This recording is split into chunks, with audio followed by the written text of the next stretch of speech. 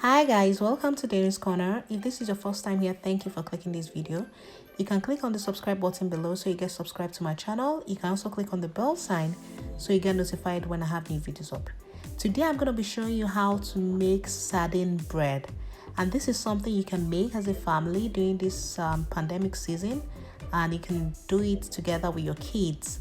It's basically bread with sardine filling. And if you're wondering what sardine is, just Google it.